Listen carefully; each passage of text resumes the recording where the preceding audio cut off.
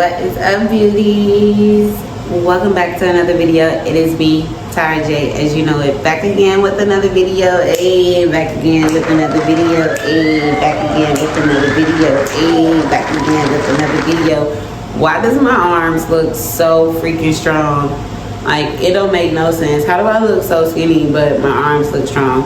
I don't know. But again, me with the randomness, right? But before I dive into the video, of course, this is a lifestyle video, a teaching video, all of the above, something that help you be a better you, a better teacher, just better, just period, because I'm learning, you're learning, we both learning, and I'm learning from these lessons and or phrases or whatever I'm coming with today. I'm learning and I'm going to actively be using them this year as well. So before I dive into the video, I do want to make sure you guys go ahead on and subscribe to my channel, hit the bell right next to the subscribe button so you know every time I post a video, okay? But let's go ahead and jump right into it. This video, as you can see from the title, it is phrases to use in 2025 that'll enhance your life better in a much more positive way than words or phrases you may have used in 2024. This year, I'm going to try my hardest to use these phrases to see how effectively they change my life and my speech and just my verbal communication with people, period, in a positive way. I am crossing my fingers. I'm hoping it does it in a positive way. The first thing that I want to point out, a quote that I came with, that if it bothers you, it bothers me. I think that's very important to let people know that something that you may have done to them, it bothers them, it bothers you too. Because if your intent is not ill, that means you should care that what you did affected them. I'm still learning that at this big age of mine. I'm a generous and generally caring person, but sometimes the things that come out of my mouth may sound different than what the intent was when I first created it up in here. Because everyone's feelings matter, and you would want somebody to feel the same way you feel about them, the way they feel about you, if that makes sense. And that this too applies to the classroom.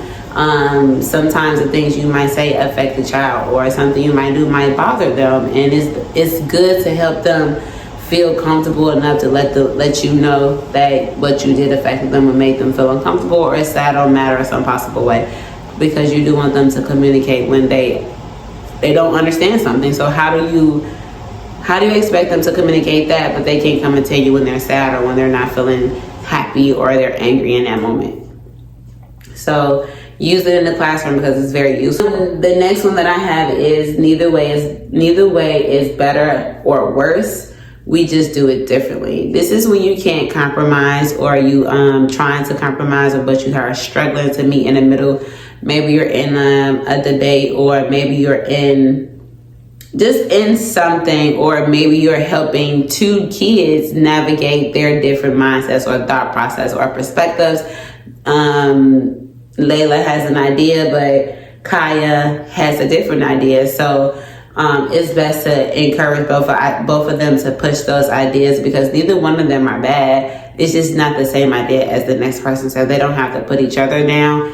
They should be able to understand, hey, I just have a different perspective and I see it differently than you. So the quote is, neither way is better or worse.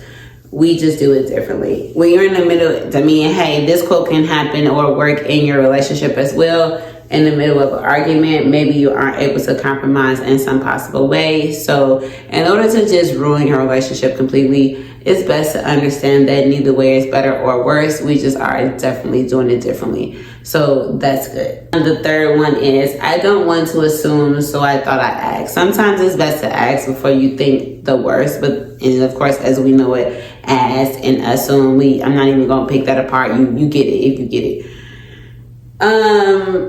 But then again, that can also backfire, because you might be like a person like me. I ask way too many questions sometimes because I don't like being confused. But sometimes people don't. People don't like to be asked a lot of questions. Sometimes people are just straight to the point and strictly just what it is. So even with kids, it's worse to assume with kids because you really don't know what their intent was or what they mean or anything like that. So it's best to ask, hey, what was the intent? Why did you do this to so-and-so, or why, or how, or can you explain or elaborate more on this or those actions? Because they're still learning themselves as well as what they did in that moment. The last one that I'm going to leave you with is it's okay to mess up because nobody's perfect. Do I really have to explain that? I think that quote there is self-explanatory. We got so much music like Missy Elliott and J. Cole, Nobody's Perfect song. My favorite artist of all time.